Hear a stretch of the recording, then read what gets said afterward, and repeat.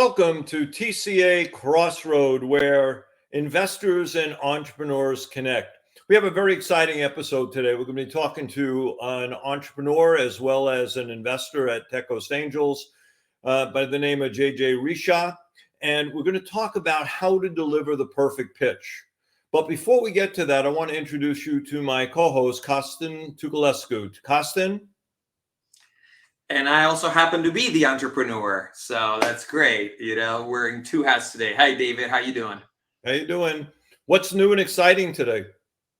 Oh man, well, super pumped about the podcast. So this is episode 4 now, and we're trying to do these on a weekly basis. We drop them on Wednesdays, so everybody, make sure you're tuning in and subscribe. Right. Subscribe, like, and share. We're going to have all the buttons everywhere. Subscribe, like, share, send via email and all of the above. So that's cool.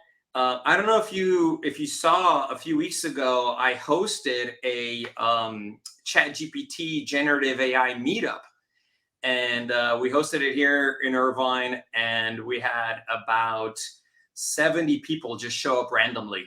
And wow. it all just started on LinkedIn.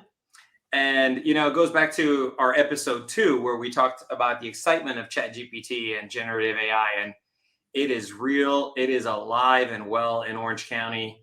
And I'm excited to do more of those. So that's something that I'm excited. How about you, David? Anything new and exciting?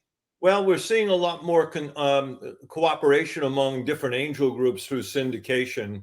But the other thing that we're seeing a lot of deals using AI in the medical space, either in diagnostic or in curative or in platforms, particularly relative to how do I find things that may not be evident.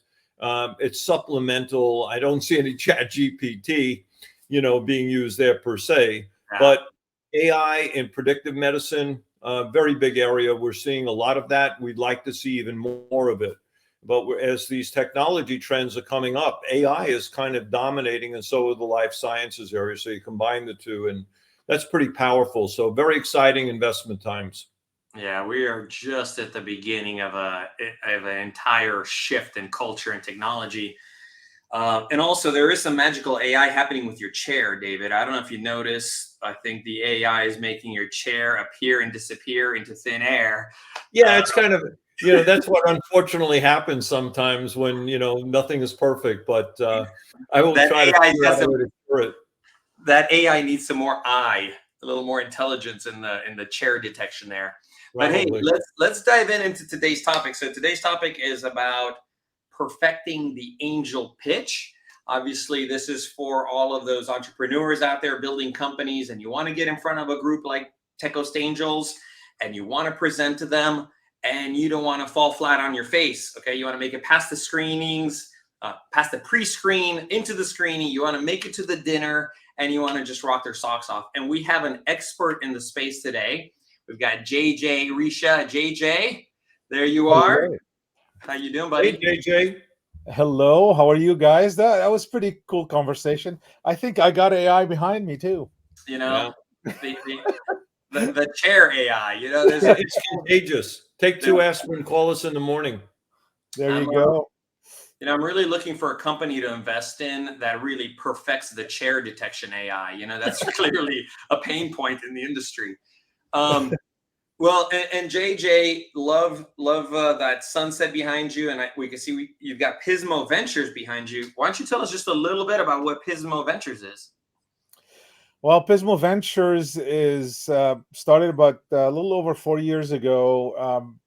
I'm as a technology entrepreneur, and I sat on both sides of the equation as a investor and as an entrepreneur. I started Pismo Ventures for the purpose of really helping startups with their startup needs. As you guys know, as much in me, maybe more than me, a lot of startups come to us, to Coast Angels and other investors, and they think they're always ready. They just want the money, and they just need a lead investor. That's all they need. That's it. And the rest is all easy. We give them the money and they become $1 billion company, but that's not the All of case. them, 100% success rate, right? 100% success rate. So, Pismo is here to help entrepreneurs bridge that gap and really get them to be at a place where they are ready to pitch to investors and to raise capital. So we help them get there, and then we help them raise capital, and we invest in them as well. And so I guess you've probably seen your fair share of angel pitches, investor pitches, and that's why you're the perfect guest today, JJ. So thank you for joining us. So where to start? I was thinking like maybe we just start with, what do you need to see in an angel pitch? Like what should be covered? Kind of like what are all the pieces that should be in the pitch? Oh wow, it's I guess it's a hard question, but it's also a simple question at the same time, right? So it's the important part of it is that they need the entrepreneur, the founder must be confident of what they're doing. That's one very important part. Second is they need to have a team in place in order to be able to tell a story, and they need to have a story. So I could talk about maybe a little bit of the anatomy of what a pitch is all about, Yeah. and then we can dive into into different areas as well. So But at the very basic, oh, go ahead.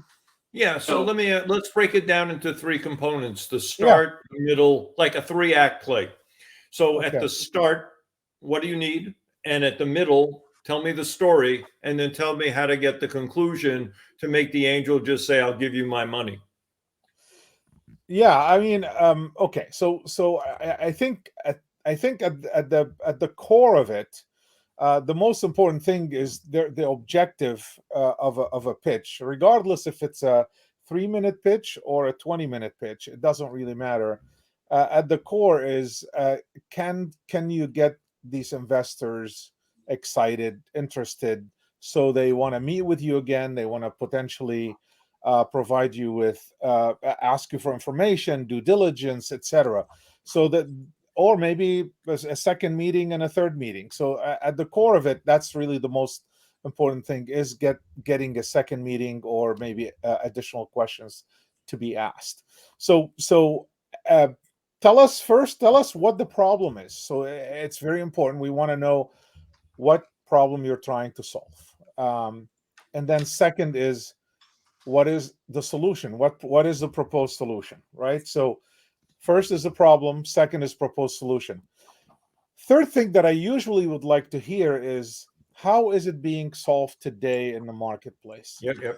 Because it's really hard to understand, because sometimes as investors we come from different backgrounds, especially at Tecos Angels, for example. We have different companies from different backgrounds. I mean, different investors from different backgrounds.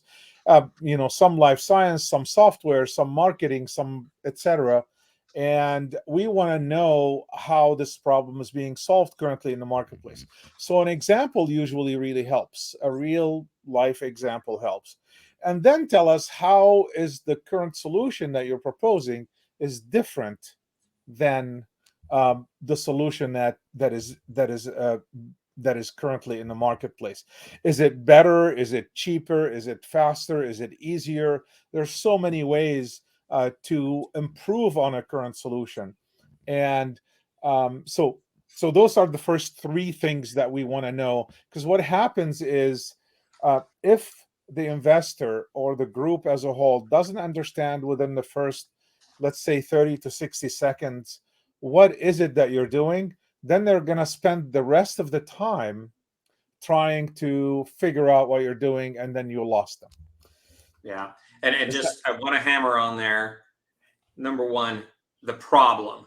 Focus on the problem. How big is the problem? How meaningful is the problem? What does this problem cost to society? What does it cost to a consumer today? And then work the solution there. Awesome. Yeah, Okay. so what happens if there's a solution today, for a problem that everyone knows today? But what happens if the new business is trying to solve something that has not been done before. It's literally a new to the world product. How do and let's say there's a technical founder. Have you ever seen a technical founder kind of get stuck in the weeds, or is that just not a problem? Oh, that's usually the biggest problem is you get a technical founder stuck in the weeds. Uh, they're the artisan, right? They know what they're doing, how to do something, and they spend most of the time talking about that product or that service or whatever they're trying to do, and they never really explain the real problem. They never explain the real solution. They never explain the real opportunity. They never explain the market demand. They never explain what's in it for the investor. So they get stuck in the weeds of um, this is a product and it's really great. And if I make it, if I build it, someone will buy it. Field of Uh, dreams. yeah, exactly. And it's not just a problem for the pitch, it's also a problem if you do that as a business. You know, you're just kind of building a cool widget because you think it's cool without really having validated the market. So the pitch is almost a reflection of the market. And if you can articulate the problem, a real world problem in your pitch, then you probably are onto something good with your business. Okay, so and then when you're talking about the solution of like why it's better than, like, give us a couple of examples of how you can articulate, like, some, are there metrics? Are there, like, how can we show that this is meaningfully better than what's already today? So, I mean, in general, this is really depending on whatever the The solution may be. specific thing. Okay. It's Yeah. so specific, right? So, but it needs to be a meaningful solution. Meaning, we always talk about this, right? We always talk about is it a vitamin or is it really a cure, right? So Aspirin. yeah, is it an aspirin or a vitamin or Yeah. so it needs to be a real solution that cures, or it has to be so much different to a point that I mentioned, is it better or is it cheaper, is it faster, is it easier, right? So it has to be uh, so much different that it's clearly um, a different solution that provides real value to the customer. Sometimes what we talk about all the time, and I see it all the time, is sometimes uh, we get um, founders that talk only about a cheaper solution, and that's usually not really a great solution because it's just the economics unless it's really it's something is $1,000 and they can produce it for $1. That's a huge difference. But most of the time we see it where it's cheaper, but it's not that much cheaper, and Yeah. then you cannot really compete that much on pricing. So there has to be other values associated with that solution other than just being at a better price. It needs to provide real value for the customer. Yeah, I want to throw this out there. There's like a metric in the startup world, and I think this might have even been in Peter Thiel's 0 to 1 book. Yeah. Um, it's you got to be 10 times better, 10 times more value. Your solution has to have 10 times more value than what's already in the market. So 10x by At the maybe very least, yes, I agree. something like that. And that's again for the billion-dollar companies, the venture fundable companies. Okay. So now that we've talked about how to articulate the value of the solution, and it has to be maybe close to 10x better than what's in the market, what else do we need in the pitch? Now you need to start talking about um, really how big is the market, how big is the opportunity. Um, I mean, if it's a really tiny, small market, I mean, maybe I should step back a little bit. The As investors, um, what's really important for us is we're looking for companies that could scale rapidly. So these are highly scalable companies that we're looking to invest in. And also, our objective is that these companies will eventually have an exit. Someone will acquire them, or there's an IPO or whatever it may be. But there's got to be an exit. So, in order to be able to have a company that is highly scalable and potentially have an exit, there's got to be a market that's big enough in order to be able to reach at least that goal.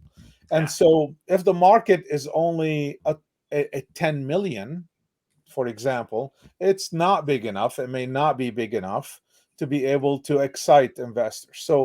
So the entrepreneur, the founder, needs now to talk about the market and how big it is. And everybody knows what a SAM is.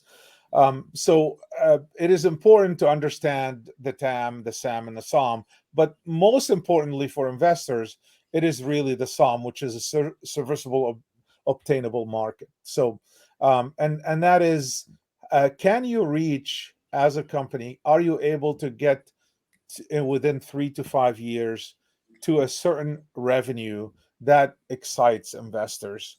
And so that's really important. So it's the market that they need to talk about, how big it is, and then associated with that is the product market fit, and how are you going to get to the customers? Is it through partnerships, through channels? Is it internal sales, knocking on doors, uh, whatever it may be? So it's the market, the product fit for that market, and then how are you going to reach that customer? So let me just step back and put it in context. What Yeah. you really talked about are two different things.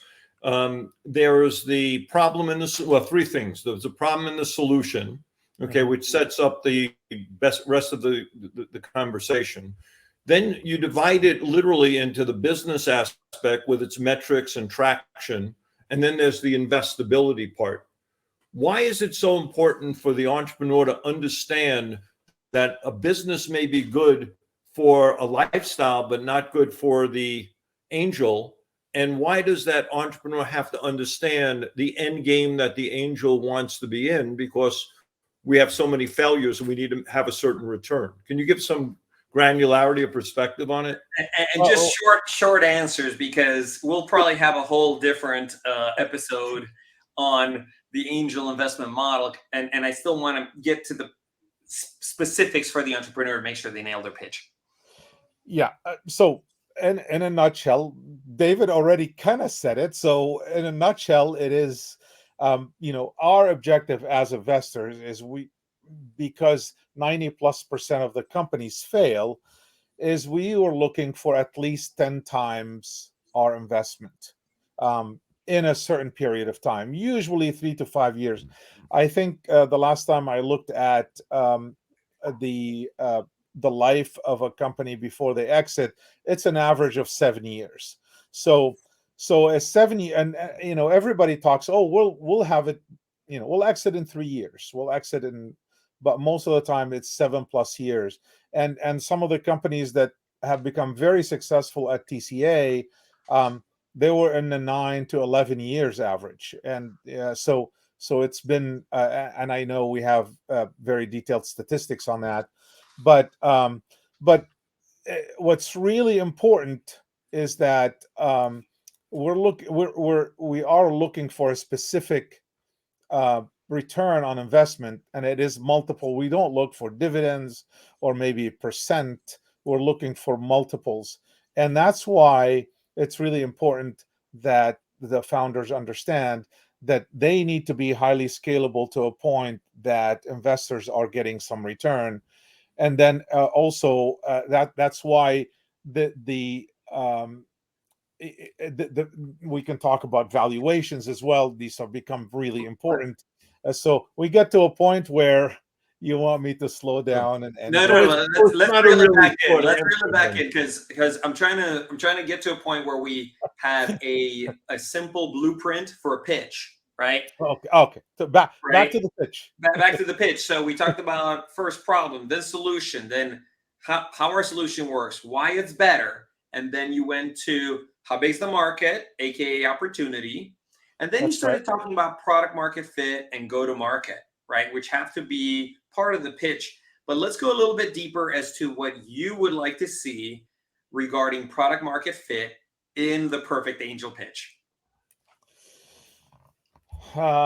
Well, I guess it has to be, they have to have a proof that there is a demand for such product or service. And that's really what product market fit is, right? So can do they have a proof? Have they done market research? Do they have any traction? Do they have any sales? Do they have any customers? So that would tell us very specifically if there is such demand. We might, like we talked about earlier, we might think there is a demand, or they are definitely believe as artisans that if they build it, someone will buy it. But again, we use the word, will the dog eat the dog food? We want to know if that's the case. So the more they And bring give to us the the table. examples of, like, what are your examples of product market fit? So revenue is probably the best. You got money coming in.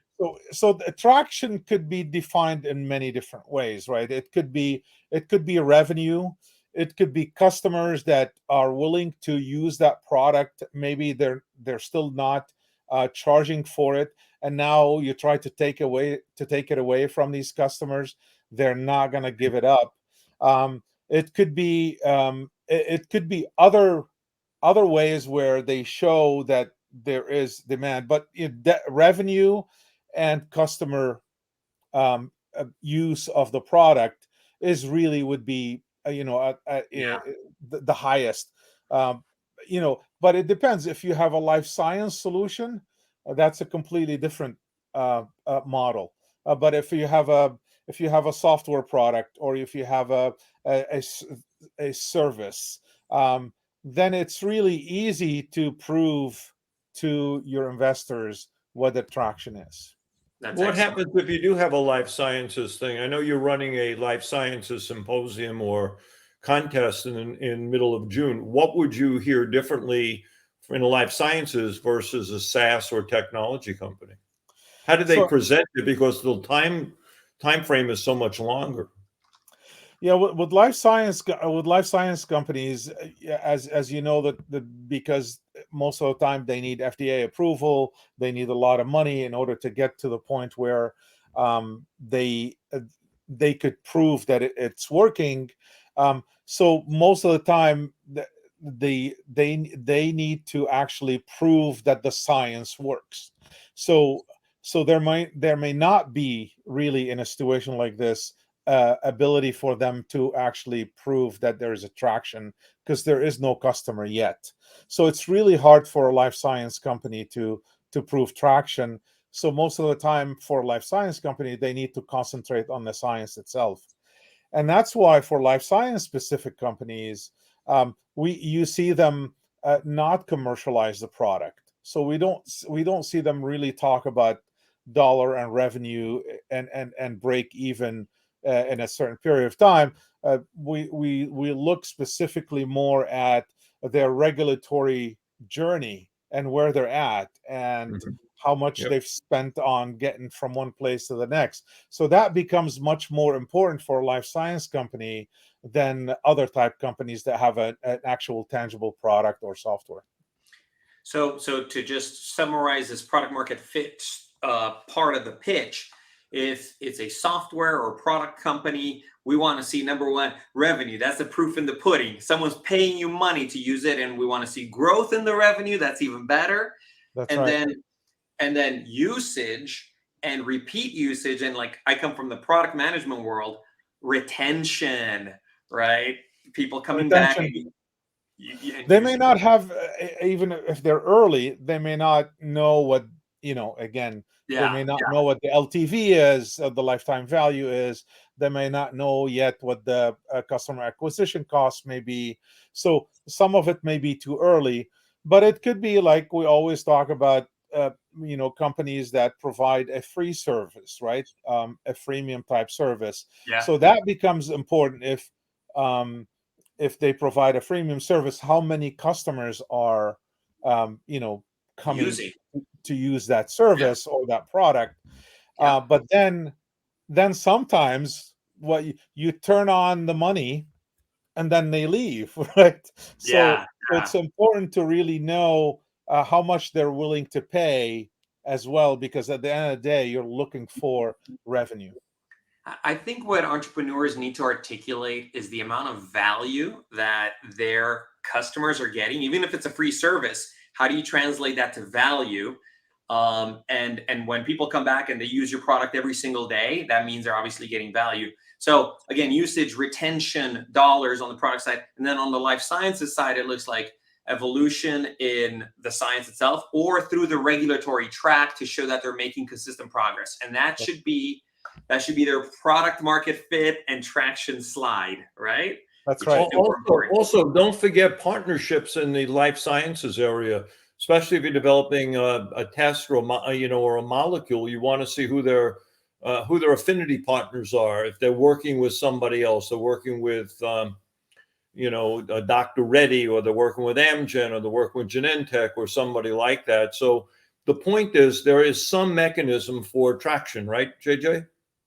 Yeah, that is also what becomes really important for life science specifically, is potentially who is going to buy this company, the acquisition partner. Yep. Because let's say, for example, especially again, they're not going to commercialize in general. So who would have a huge market presence with an infrastructure like Medtronics? Someone would have that infrastructure. Then they would start talking to them in order to be able to understand if they would be interested in something like this. And if you have a partner like this in the marketplace, they're going to let you do all the hard work until you get to a point where now it's ready to be commercialized, and they can commercialize it much easier because they have the infrastructure in place. Yeah. I don't want to blur the lines for our listeners. So we kind of went from product market fit into go-to-market strategy. So your partnerships are pretty much your go-to-market strategy. And then we even dipped our toe into the conversation about the exit, which is also a slide or a conversation that needs to be in the pitch. So let's just go back just 1 minute and talk about go-to-market slide, right? Like, we need to have a conversation about, we've demonstrated go-to-market, we've demonstrated product market fit with some kind of traction. Now, this is how we're going to scale, right? And maybe talk a little bit about how to articulate that in a pitch.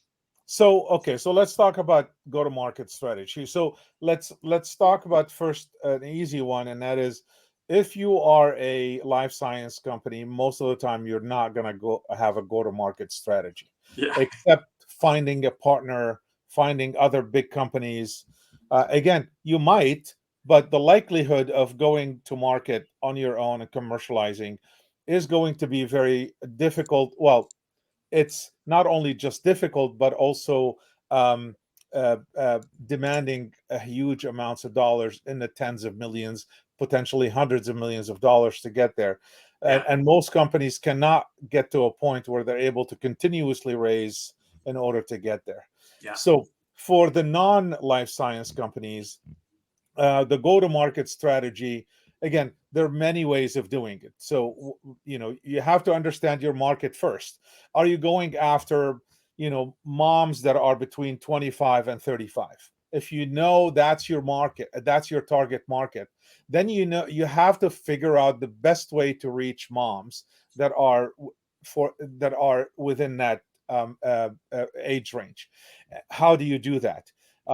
There are ways, a lot of times we hear, oh, I'll go and find some influencers that do this. Well, that's great, but influencers don't sell.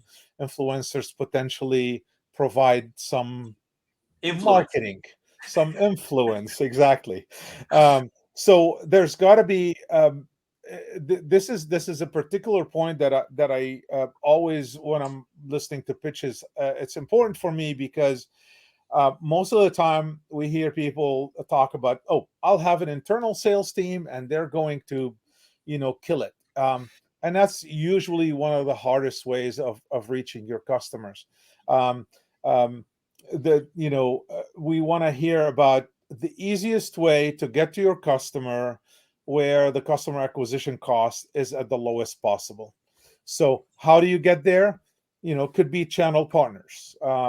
How do you get there? Could be creating a network of providers that are making money from the same solution that you're trying to sell, that product or that service.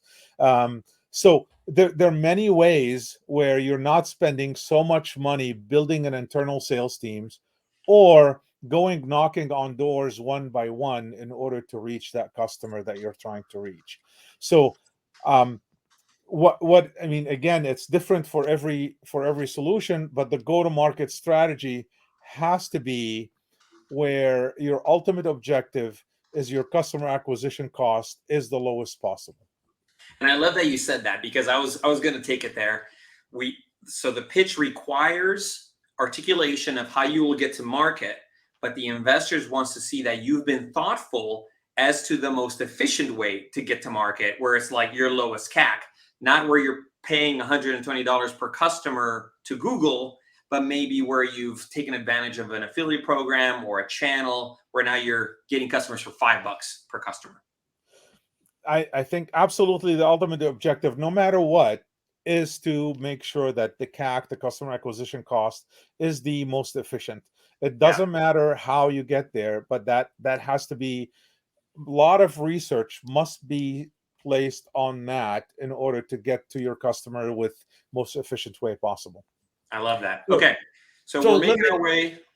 So Go yeah, ahead, so let David. me Yeah. flip it around a little, because you talked about, you have all the elements of a pitch. You know the story, from product market fit to size of market to your finances, your metrics, your exit.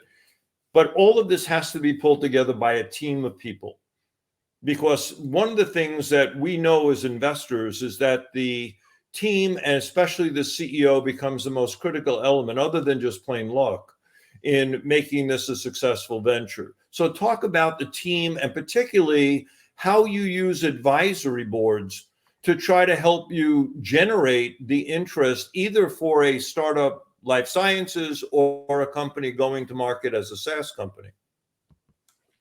Yep. So that was going to be potentially next. I was gonna talk about the See, the I'm very smart. I knew that was the next part there, because Costin told me. You jumped to the punchline, David. You took I the jumped the punchline. shark there.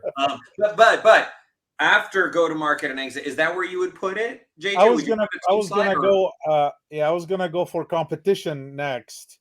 But we'll talk about the team, because sometimes you can talk about the team at the very start of a pitch. I love that.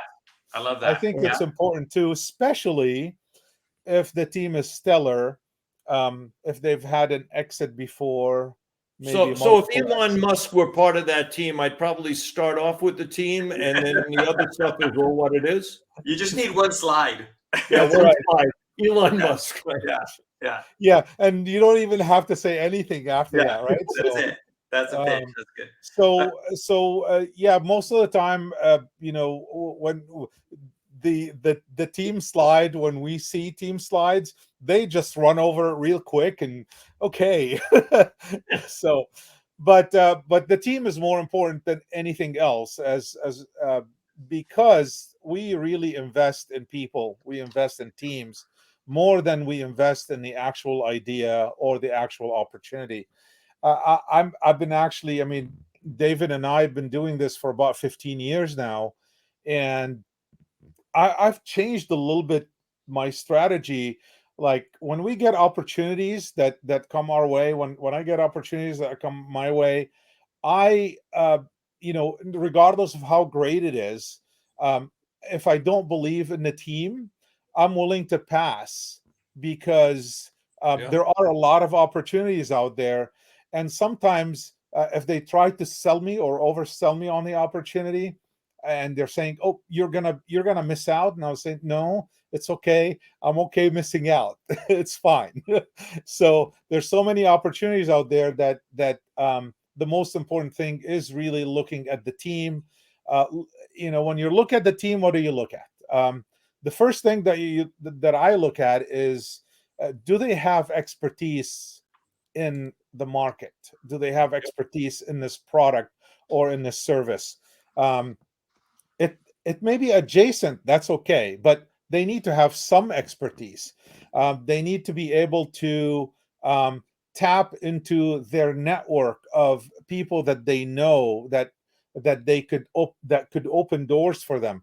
If you are a Xerox salesman, that's all you did all your life, and then now you're trying to start a life science company, or you're doing a software product, and you don't know anything about software for some B2B business, whatever it may be, whatever industry it may be, it's going to be very hard to learn the entire journey of that specific industry, in order to be able to start understanding how to talk their language, how to.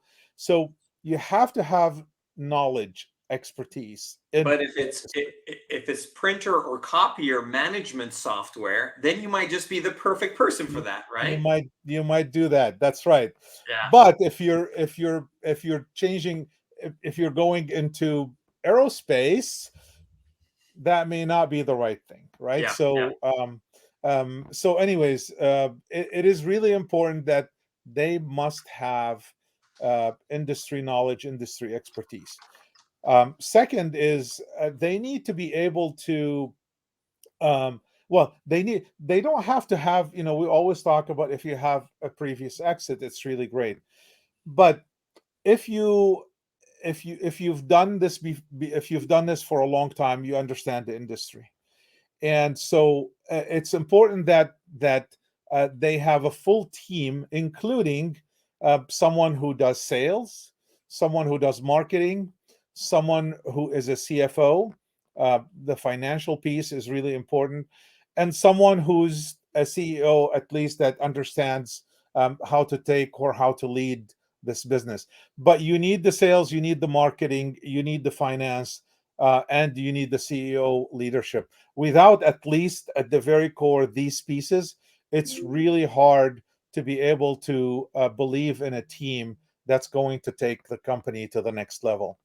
I'll add a couple of things. One that's really important, that I look at when the team is pitching, is how coachable are they? And you could tell, again, when you do this for a while, you could tell right away if someone is potentially coachable, or they're stuck in their own ways. And the reason I look at this is because you have to get to a point where, because business is not a straight line, they need to be able to change course.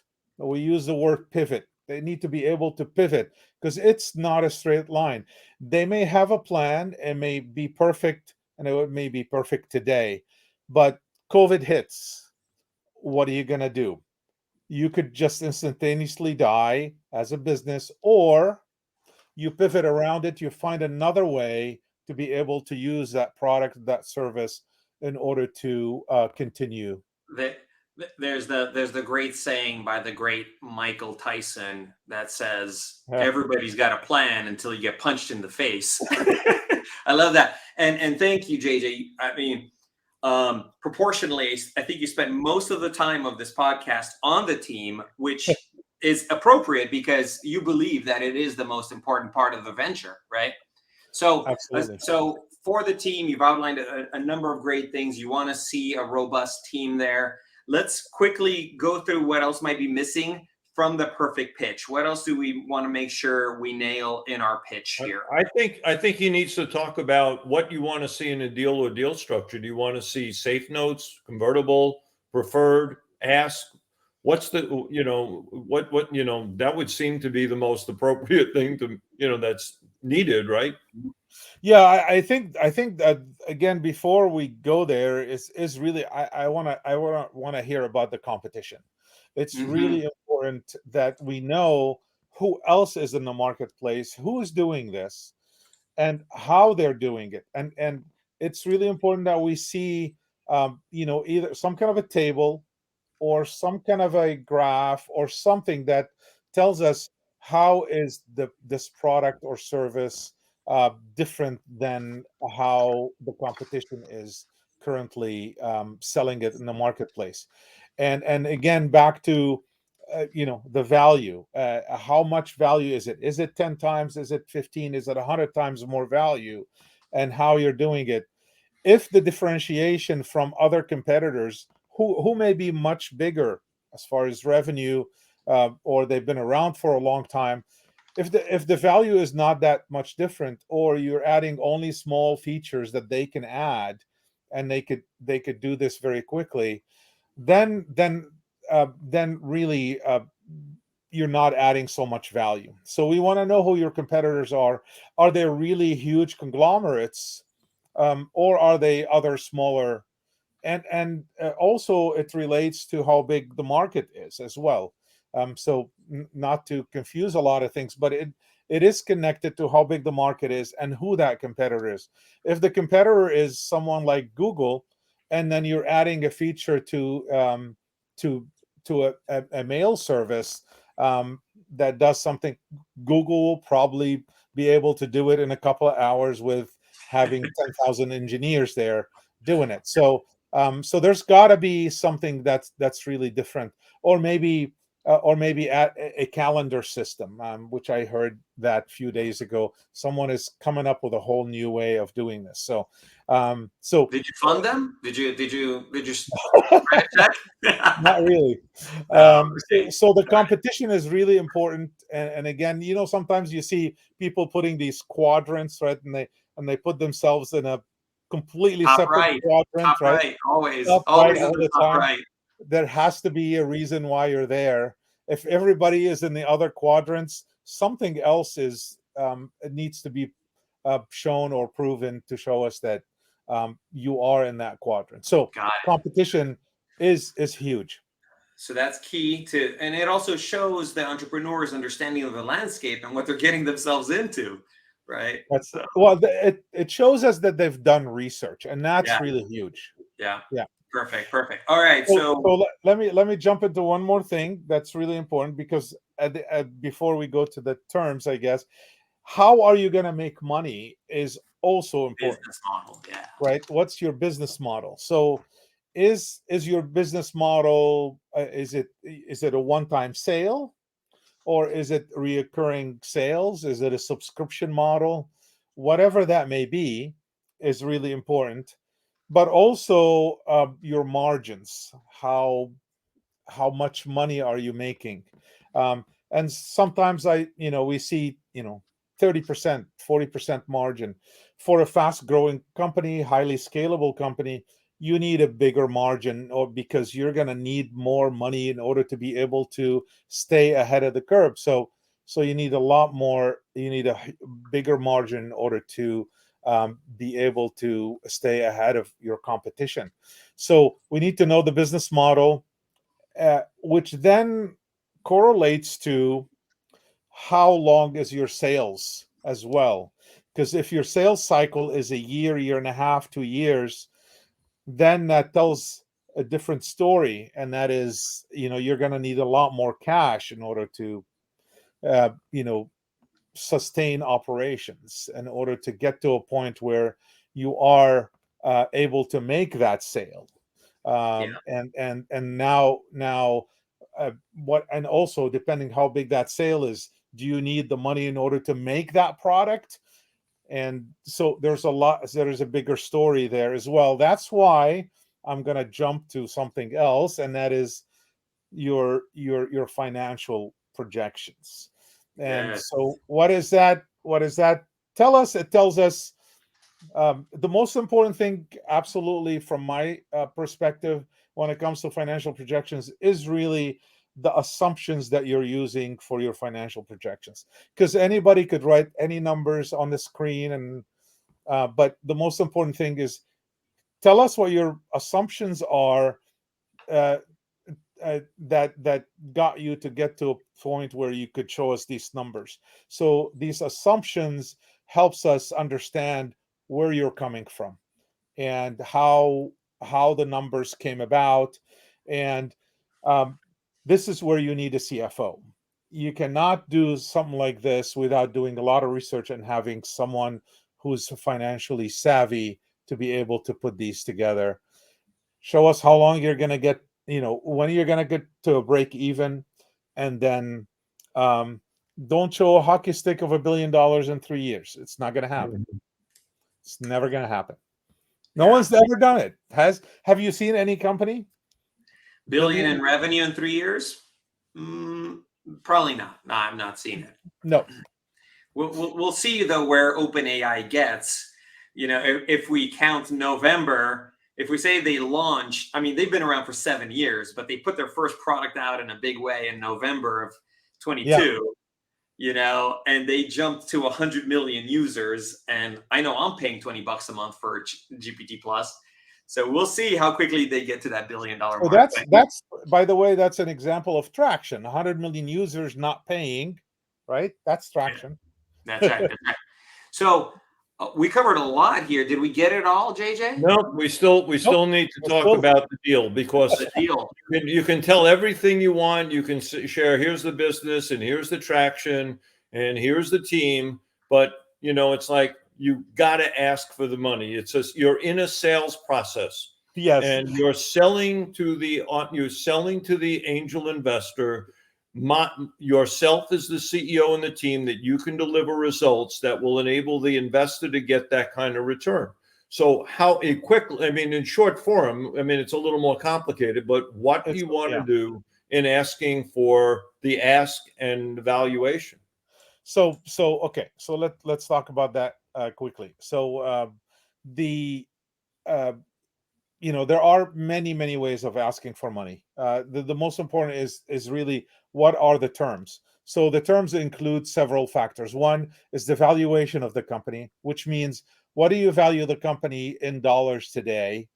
And that's really important for investors. Second is, are the investors buying a direct? Is it a price round, which means they're buying stock in the company, and is it preferred or common?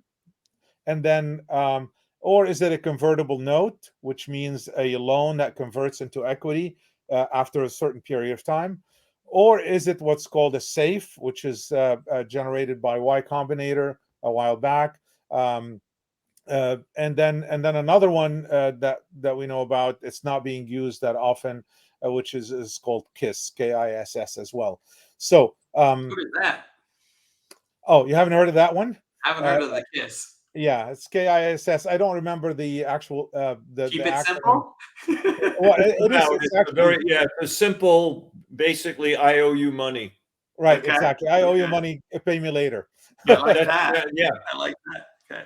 So most investors, professional investors, really would prefer a price round, which is basically you're buying stock, most of the time preferred stock, into the company, not common. So that's one. We're seeing a lot of SAFE in the marketplace now.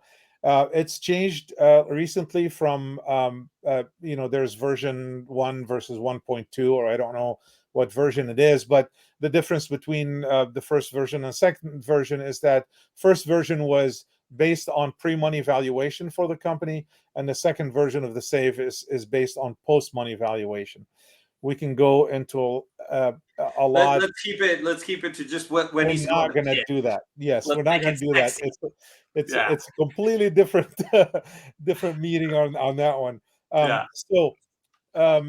So what are we looking for? We need to know the terms. In a convertible note or a SAFE, we need to know how long is that. Is it a long term, or is it a short term bridge? So a bridge is 3 to 9 months on average for a SAFE or a convertible note.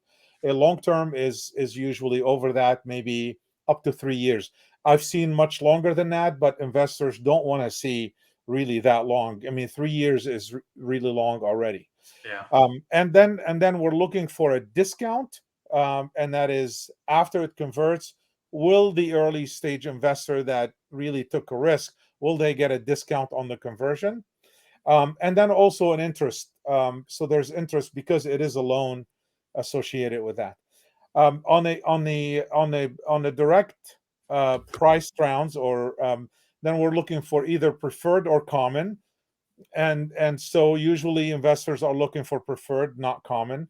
And preferred, basically, the investors get their money out first common, they get their money out along with the founders. And then in the preferred, I'll add one more piece. There's usually a preferred multiple, right? So it's 1 times or 2 times, and some, most of the time it's investors are looking for at least 1 time preferred, maybe 1 time plus. So and that means that they get their money back plus the same amount of money. So you've immediately doubled your investment, and then you participate. You usually convert to common and participate in a pro rata. Sometimes participation, sometimes no participation. Yes, as well. Yeah. So this is a world of knowledge. This is a world of knowledge, JJ. I'll add one more thing that's really important here, because this is where we're talking about the valuation specifically that we started touching upon very early on in our conversation today. And this is where, if somebody has a very high valuation and the investor is looking for a goal of 10 times, if most companies exit at $100 to $150 million on average, you come to an angel group or a professional investor and you're saying, my company is valued at 30 million, and you're going to exit at 100, they're not going to get 10 times. So that's why we're always looking for maybe 5 to 10 million on average for early stage. Different stages have different objectives, goals, etc. But for early stage, that's the types of investors looking for these types of exits. Yeah, that JJ, like this is like a crash course in how to get your company up and running, and incredibly valuable. So I'm going to do this. I want to do a couple of things. I'm going to run down the list of what needs to be covered. We'll do that. And then I still want to hear a little bit more from you. So even though this episode is running long, I think there's so much value here that I want everybody to just stick around. Okay. So we're going to, the pitch needs to have the problem, the solution, why your solution's better, and ideally 10 times better than anything that's there today. How big's the market? What's your traction? What's your product market fit? Then how are you going to go to market? How are you going to scale sales? How are you going to get your customers? What's the competition? How do you make money? That's your business model, right? And I'm going to put the financial projections after that. How much money are you going to make, say, in the next 3 to 5 years? What are your exit opportunities? Okay, so now we're at 10 slides to the story. Then maybe you put the team at the beginning if you got Elon Musk on your team, or maybe you put it as slide 11 over here. You got your team slide and you say why this is the team for this company, going to create a unicorn. And then you probably want to have your ask and what the deal is. And this is the deal structure. Yeah. So about 12 That's slides. Right. I think one more thing we forgot to talk about, again, there's so much, is really advisory board and advisory team and board. Companies should have a board, even when they get started. Advisory board or actual fiduciary director? Both. Both. Yeah. They should have both. A fiduciary board of directors, at least 3 board seats, maybe more, but 3 to 5 board seats. And then again, the board seats need to be filled by experts in the field that can really help, that understand, that really provide real value. The same thing with a board of advisory, which is would you provide them also with a little bit of equity, but they don't have any fiduciary duty when it comes to the company. Now, if you're a pre-seed or a seed company and you're coming to TCA, in a lot of cases, TCA wants to take a board, right? And if you have your governance is 3 board members, you're going to have the CEO, you might have a COO or co-founder, and then probably someone TCA or an angel will fill that 3rd seat. Is it worth going to 5 to bring on some experts? It's really, it is very much worth going to 5 to bring experts to the table. What you really need is you need the expertise on the board, depending on the problem you're trying to solve. If you're in a life sciences business, you want the doctors to be able to, or the the clinicians to be able to introduce you to other people to get those partnerships and to get the trials done. You may need a regulatory person versus on a SaaS thing, you need a CTO and a finance person, potentially maybe a marketing. So it varies. The boards will vary, but you complement the board of directors with an advisory board. That's true. Right. So we can and you have to feed them with equity. Right. Yep. Exactly right. And we'll still put that on the team slide probably. You got That's a great right. board, put it on the team slide. So we've got 12 slides that we're You talking can about. put Elon Musk on the board too, and that's it. You're done. Done. Okay, I'm gonna think about that. Now, so we just talked about kind of like what needs to be in the pitch, how to make a great pitch. I want to hear from you, JJ. What have been some amazing pitches that have blown you away? What's the stand? Let's say, you know, you're going to see some great pitches. They're all going to have this. What are the ones that stand out and just knock people's socks off? Okay, so I'll mention one that happened a while back, and it's not really how great the pitch is. It's how great the opening part of it was. And it wasn't a good business, and you'll know why. Good pitch, bad business. Yeah, good pitch, bad business, exactly. But part of the things that we didn't talk about is really using an analogy to actually help your investor understand what you're doing. And so the opening of this pitch was absolutely fantastic. I knew exactly what they're doing in the first 5 seconds, right, or less. So this guy said, "We are to women's shoes what Netflix is to DVDs." That was when Netflix was doing DVDs. So I knew exactly what they're doing, right? So that's good. So that relates to a really good elevator pitch to put on good context. That's right. So basically, Netflix used to ship 3 DVDs. You use them, you ship them back. So what this guy is doing is shipping shoes to women that they chose, and then they ship them back. So I asked my wife, "Would you ever do that?" She said, "No, never." So the fact here is it's probably not a good business. There are other ways. I've seen people doing it with purses and maybe jewelry, other things. But the takeaway is a metaphor is a metaphor, powerful analogy. Yep. Analogy for storytelling there. So, okay, you want to see a powerful analogy, metaphor that works. What else? Give us one more tip, and then we'll wrap up.